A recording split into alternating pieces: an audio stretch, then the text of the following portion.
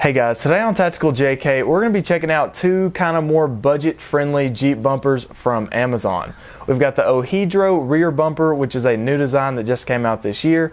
And then we have the LEDKingdomUS full-width front bumper. Now both these bumpers were sent to me to check out, but my review is going to be honest as always. I think they're actually going to give us some coupon codes though, and I'll link the bumpers and the codes and everything down below.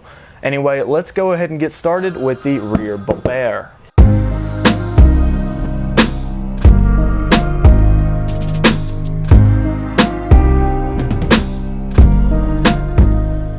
Before we start talking about the bumper, I thought it would be worth mentioning the packaging. The entire bumper is thoroughly covered in bubble wrap and foam, and it did a perfect job of protecting the powder coat from any kind of chipping during shipping. Anyway, now let's move on to the actual bumper. This bumper stands out from many of the others due to its unique vented design. It is solid in the midsection like most bumpers, but each end has a cutout filled with steel mesh. The bumper's design also features these three reflective panels on the front, and they can be removed if you want to. I'm currently on the fence about if I should keep them or not, so we'll check out both options once we get the bumper installed. Overall, I'm a fan of the bumper's design, and I've got to give OEDRO props for releasing something new like this for the JKs, even after the world has already moved on to the JLs. Also included in the box are the mounting brackets and hardware, instruction sheet, and two D-rings with isolators. Finally, the bumper includes an entire tow hitch assembly. This will only be necessary if you don't have the factory tow hitch, as the bumper will also work with the factory setup as well. We'll go ahead and test both options later in the install. So that's the basic rundown of the bumper, and we'll talk more about it and kind of review it later on. First though, let's go ahead and start the install by removing the factory rear bumper. To start off removing the rear bumper, we're first going to take off these metal brackets on each side. Each metal bracket is held in place by 4 bolts, and they can be easily removed with a 16mm socket. Once we get those out of the way, we're going to move under the Jeep where there's 2 brackets with 2 bolts each. We can use the same 16mm socket to go ahead and remove the top and bottom bolts from each of these brackets, and then we should be able to pull the rear bumper straight off. If your Jeep has the factory tow hook, you can go ahead and remove it as well using an 18mm socket. Now that we've got the rear bumper off, we can finally get moving on the actual install. Up first, I'll show you how to mount up the new hitch in case you don't have the factory one. And if you already have the factory hitch and don't want to change it out, you can just kind of skip that part and move on straight to mounting the bumper. To install the new hitch, we're just going to hold it up in place and run the 4 bolts through the holes in the frame. The 4 bolts are going to go bolt head, lock ring, and washer facing the rear of the Jeep, and then just the lock nut on the other side facing the front of the Jeep. On the driver's side most bolt, we'll also throw in our trailer wiring harness bracket. With all those bolts in place, we can go ahead and tighten everything down to around 60 foot-pounds. And finally, we get to what we've all been waiting for, the rear bumper install. We'll start off by sliding in these L brackets into the frame rails and making sure the holes in those L brackets line up with the holes in the frame rails. Next, we can actually take the bumper and set it down on the frame rails and thread in our 6 bolts. Each side of the bumper has 3 bolts, 2 on the side of the frame rail and then 1 going up through the bottom. We can tighten all these bolts down to 60 foot-pounds and we are done with the install.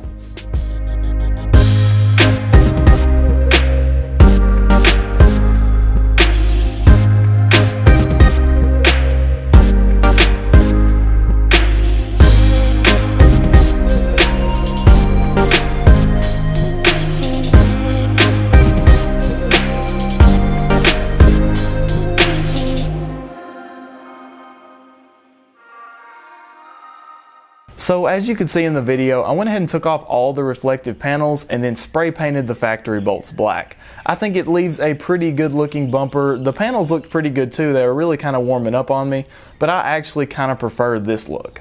Anyway, let's go through a few of the things I like about the bumper and then the one thing I kind of don't. Starting off with the thing I like, number 1 is the powder coat. It has these small flakes, kind of like the stock Rubicon rock sliders, and those are opposed to the standard kind of big chunky flakes you see on most bumpers. It's kind of a personal preference, but I like the small flakes because it gives it a lot more of a factory look. The next thing I like about the bumper is its fitment. There's not much gap in between the actual bumper and the body of the Jeep, and there's not much vertical gap in between the bumper and the tailgate of the Jeeps. As far as your spare tire, I'm running a 35 and a spare tire relocation bracket, and we've ended up with a little less than ½ an inch between the tire and the bumper. Other quick things I like about the bumper is that first, the D-rings actually come with anti-vibration rubber rings in case you want to leave them on there all the time. I won't be doing that, but that's pretty cool. And secondly, you could definitely mount some lights in here. That's kind of my thought when I first saw this bumper, is how could I put some lights in the vents? And it doesn't have like a pre-drilled mount hole or anything, but if you wanted to drill a hole inside the inner support rail right there, you could put reverse lights in, and we'll probably do that in a future video. Now to the one thing I think could be improved about this bumper, and that's gonna be the hitch. Now the hitch itself seems really strong, a lot better built than the ones that are typically kind of meshed into the bumper itself. I like the idea of a separate hitch that can be really sturdy and has nothing to do with the bumper. But the one problem with the hitch is that it doesn't have trailer chain hooks. I don't know why they decided not to put trailer chain hooks on this hitch, but it really kind of limits what you could do with it. So that's everything I have to say about the rear bumper, so let's go ahead and move on to the front.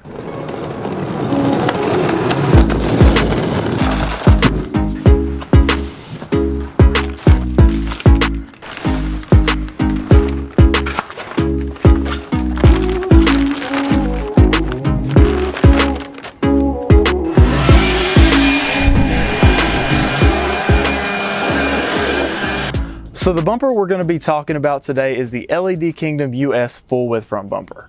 As you can see, it's really wide, and that's because it stretches all the way from the edge of the fender on the driver's side all the way to the other edge of the fender on the passenger side. A full width bumper like this is going to provide you with the maximum amount of protection. A stubby bumper ends about right here, and a mid-width bumper ends about right there, and they're not going to protect the tire or fender as much as a full-width front bumper is. Now your Jeep's already going to come with a full-width bumper from the factory, but a key difference is the factory full-width front bumper is just straight across, while a bumper like this goes up to meet the fenders. In my opinion, that's a better look just because it kind of matches the body lines of the Jeep. But as far as functionality, that gives you a lot of clearance underneath, so you can clear obstacles that you definitely couldn't do with the stock bumper. Anyway, a few features of this particular bumper. First up, we have a removable bull bar with 2 light mounts on top.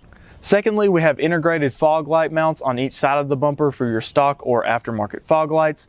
And then lastly, we have a recessed winch bay with a cutout for the factory vacuum pump. Also included with the bumper are the instructions, mounting hardware, and 2 D-rings. Now the first step in the bumper install is obviously going to be removing your stock bumper. Unfortunately, I no longer have a stock bumper, so I can't walk you through the removal process, but it's pretty simple, and if you just type in Jeep JK front bumper removal on YouTube, you'll find dozens of videos that walk you through it step by step. So first up in the install is putting on the winch. For me, this just involves securing the fair lead to the front of the winch, then securing the winch to the bumper using 4 bolts. I decided to go ahead and do this before I put on the bumper, but you could probably do it once the bumper was on the Jeep as well. Next up is the bull bar, and all we'll have to do for it is hold it in place, set in each of our 8 bolts, and then on the bottom side, set in our washer, lock washer, and nut. To tighten these nuts down, we'll need a 14mm socket and an Allen key to hold the top in place, and we'll tighten them all down to about 15 foot-pounds. Lastly, we can mount the fog lights by just setting them in place and then securing them with the factory screws. Now you are supposed to reuse the factory screws that come with the stock bumper, but since I no longer have access to the stock bumper, I'm just using these Torx head screws instead. So since the new bumper will have our fog lights mounted out further than their stock location, we will need to extend the wiring harness. Now you can do this DIY by just cutting off the end and adding some wire, but if you do that, make sure that everything's waterproof since this area is likely to get wet. If you want to go with the kind of pre-built wiring harness option, I would honestly suggest go ahead and upgrading to some aftermarket LED fog lights. That's because many of them come with this adapter harness that converts the standard Jeep to, I think, a H11 for the fog lights, and this is going to be plenty long enough, I think, to get the job done. Many of the fog lights include this stock with the fog lights, or you can buy the wiring harness separate for like $10 to $15. If you want to buy a wiring harness that allows you to run the factory fog lights, those are actually like $30. Fog lights aren't that expensive, so I would just upgrade them instead. Last up is actually putting the bumper on the Jeep, which might require 2 people. We're just going to set it on and then put a washer, lock ring, and nut on each of the 8 bolts coming at it from behind the bumper. We'll tighten these down with a 17mm socket to around 30 foot-pounds.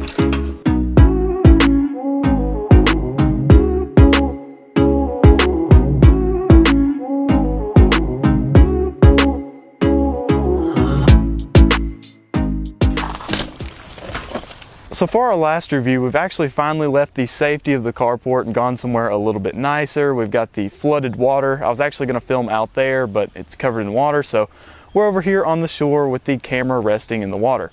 Anyway, a few things I like about this bumper and a few things I don't, same as last time. First up, pro, we've got the overall design. I'm actually kind of a fan of the full width. I didn't think I would be until I got it all installed with the winch, the bull bar and everything. I actually think it looks pretty good. A few things in particular to note about the design. The wing portions are perfectly parallel with the fenders, which is obviously something I was looking for. And then the bottom section of the bumper kind of matches the angle with the crash bar so that the crash bar doesn't look so out of place and ugly. The other two things I like about this bumper are things we've already mentioned. First up, the integrated fog lights. I do like some kind of integrated light on the bumper, whether it be the fog lights or some aftermarket light. Fog lights are a pretty safe and cool bet, and I think they look great on this bumper. Finally, we have the removable bull bar. I'm usually not a bull bar person, so I like having the option to take that off if you want. So those are the pros, and before we get to the cons, I have one thing that's kind of a pro or the con depending on your priorities. The bumper fits really flush and tight up against the Jeep, which I think gives it a great look, but the drawback of this is that you can't actually remove the grille with the winch installed. At least with my winch, I tried it and you just couldn't do it. Now the only negative comment I have to say about this bumper is that the one I got in particular did have the fog light mount welded on at an angle on the driver's side. This meant that you couldn't mount the fog light right, and you'd have to drill all 4 new holes in order to get it straight. From reading the reviews and stuff on Amazon, I do think it was a one-off thing with my bumper. I didn't see anyone else with that problem, but I did think it was worth mentioning in the review. So that's it for our 2 budget bumper options, and I'm honestly pretty impressed by what you get for the money. I haven't had experience with these more budget-oriented bumpers before, but I do think a lot of people would find some benefit in them. Now obviously, if you're someone that takes off-roading super seriously, you're always scratching up your bumpers, getting yanked out of stuff, you might want to invest in bumpers with thicker steel, thicker hardware, and all around just tougher, much more expensive bumpers. But for the average Jeeper that's just looking for a little bit more attractive design and strength on and off-road, as well as some more capability off-road, I think these bumpers are going to be a great option. Anyway, like I said, be sure to comment. I'll have the bumpers linked down below, as well as the coupon code if they give me one of those, and I'll see you on the next one.